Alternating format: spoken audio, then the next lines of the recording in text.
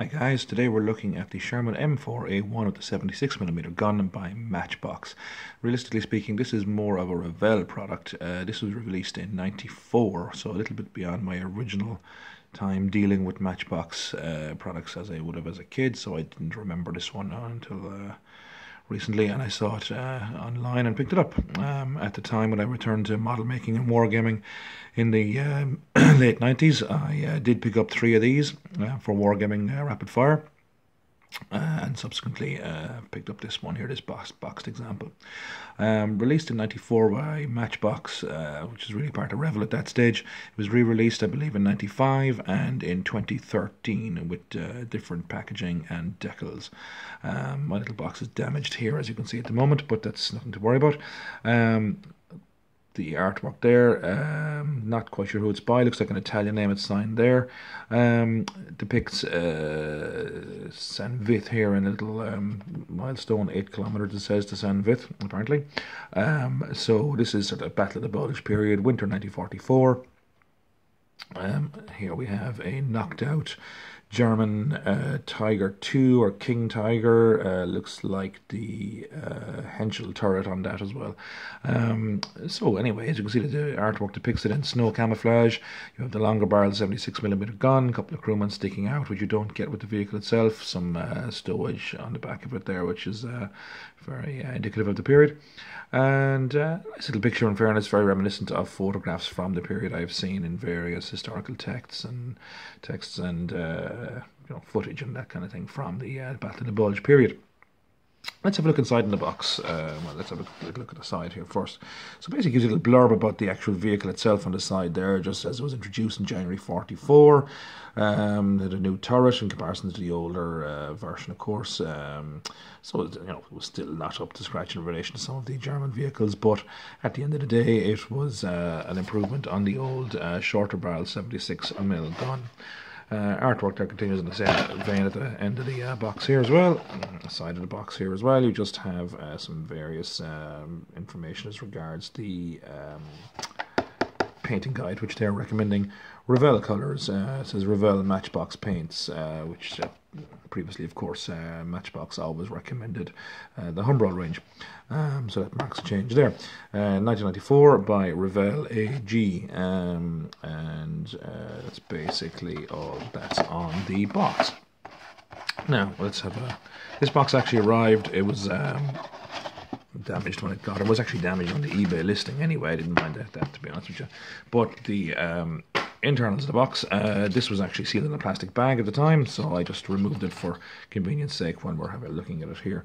As you can see there, the various road wheels, the hull, that kind of thing. It's nicely cast. It's very, very clear. No flash whatsoever. Very, very nicely molded. I can't fault that, really. Now, where I could start nitpicking is that it's not the most accurate of kits as regards dimensions. Few little features are a little bit off. Say, for example, this 50 caliber gun, the muzzle on the gun is a little bit incorrect. There's no handles in the back, which isn't completely incorrect, but at the same time it would have been nice to have them. The muzzle for the 76mm gun there is a little bit off also, and apparently the dimensions for the hull, or sorry, the turret and a few other bits and pieces are slightly inaccurate in relation to scale. It does have these separate track links, the scenario here, which I never liked. I never really mastered the art of getting them down as well as some people, but at the same time, and a few examples I'll show you here, I did okay, I suppose. So that's that. We'll get to those in a moment.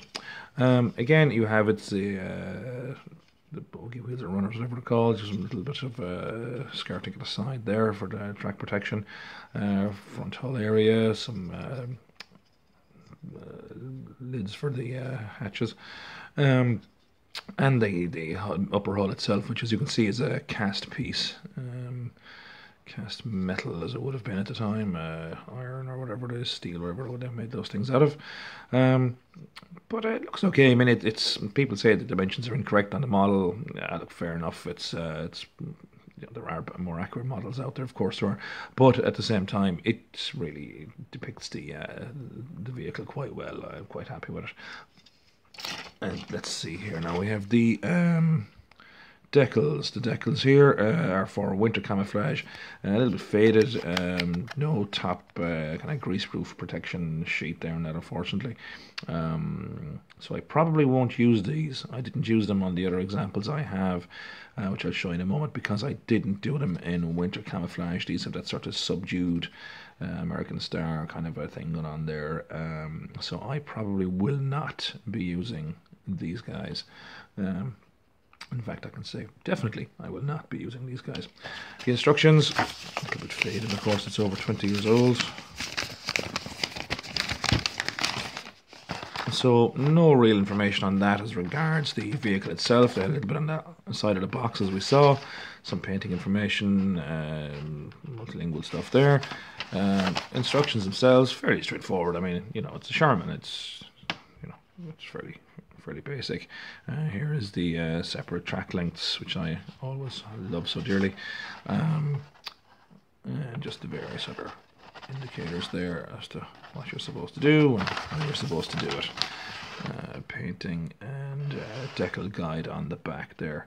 Please excuse my hoarseness at the moment. I'm a little bit sick. It's December 2017, flu season, lovely stuff. So that is the Sherman M4A1, the 76mm gun. So the box out of the way. So let's have a look at some painted examples here. These are ones I did, definitely 20 years ago. I would say 1996-ish, thereabouts. This is when I really got into wargaming initially, way back. And I purchased 3 of them because at the time I was playing Rapid Fire, which I still do, and a company is 3 tanks.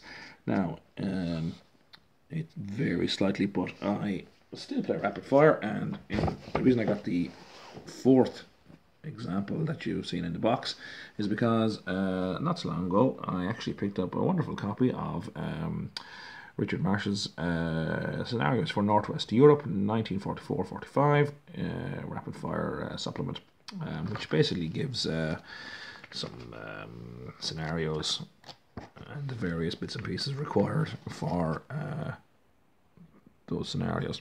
Nice photographs and stuff inside that little booklet. Actually picked it up for about €20 on eBay. We'll do a review of those things another day when we're doing some more Rapid Fire stuff. But there is a scenario proposed in the book called Herrlisheim, which was part of the German Operation Nordwind, North Wind as it translates, strange enough. I'll let you Google that yourself. You can find out all about that quite handily. But basically it called for 4 of these vehicles, and I just happened to spot, coincidentally around the same time, the example that I showed you there, the boxed example. So I said, look, I had 3 of these, I might as well get the 4th one, and I can have that example, I can play that wargame scenario, should I say.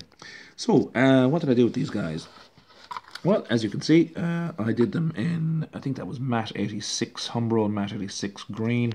I always use Humbrol colours, maybe some Revell if I'm stuck, but always Humbrol. So just brushed on, very basic. I managed to get the tracks relatively okay, I say, with a sense of hesitancy, but for wargaming, look, it's okay. I always hate those kind of tracks. What I did, of course, was the piece that is concealed behind this bit of skirting, I literally just took off the straight sections and used it to sort of provide a little bit of extra armor, oblique armor, to the vehicle itself, to give it a bit more of kind of a period feel as well, and just kind of differentiate the different vehicles. It's just helps a little bit. Some of the decals I used there, I can't actually recall where I got them from. I think they were just something that I had lying around in the spares box. So I'll be going to have a little root through that box again later on this evening to see can I match up, particularly with that unit marking there. I have no idea what that was from. But anyway, there you go. This one here then, I literally just took the, what is that? That's the 50 cal machine gunner from the Revell infantry box, and dropped him in there. I think I might have sliced his legs off or whatever and dropped him in, so that he looks like he's operating that 50 cal Browning. So again, the old sort of semi-dry brushing with a bit of white. I don't know if that was something you guys did back in the day, but it was all the rage at one point. I'm very rough. A little bit better at making models now, 20 years later, marginally. So I probably will reassess these guys a little bit, clean them up, and you know, when I'm doing the other one, just bring them up to scratch a small little bit. It's just some bits I stuck on it very roughly, just to kind of liven it up and differentiate the vehicles. So that's that there. So what have we got? Oh, this is a Heller, well, it's Airfix really, but it was a Heller box. I just wanted to show you size-wise how they match up. And obviously this is the welded hull variant, and this is the cast hull variant. But just to have a look and see size-wise how these venerable old kits look in comparison to each other. You have the Airfix on the bottom there, and you have the Matchbox on the top. Again, just very roughly detailed, just to get sort of a little bit of wear and tear onto them. But that's the old Heller release from years ago. That's another 20-year-old tank at least. But yeah, they're a nice little tank. I mean, they're not the most accurate dimension-wise and even detail-wise, but they, they get the message across. Handy for wargaming, very, very simple to put together. Even looking at the instructions, I was recalling how quickly these went together in comparison to other ones, even with the separate track links, which I absolutely abhor. I just hate them. My fingers are too big and awkward for that kind of carry-on. But that is basically it. That's a quick little look at the Sherman M4A1 76mm by Matchbox, well, which is really Revell, as we said. And there's the artwork there again. It looks quite nice, as I say. I don't normally like Revell's artwork, but this piece is actually not too bad, in fairness. So I'll leave you with that. We'll be doing another review fairly shortly, which I think is not a Matchbox product, actually, for once. So you'll be quite relieved. Anyway, we'll leave you off with that. That is basically it for today. Keep watching, lads. Thanks very much for any comments you might put in the comment section. Any criticism, constructive or otherwise, is gracefully accepted. And thank you very much. Till next time. Bye-bye.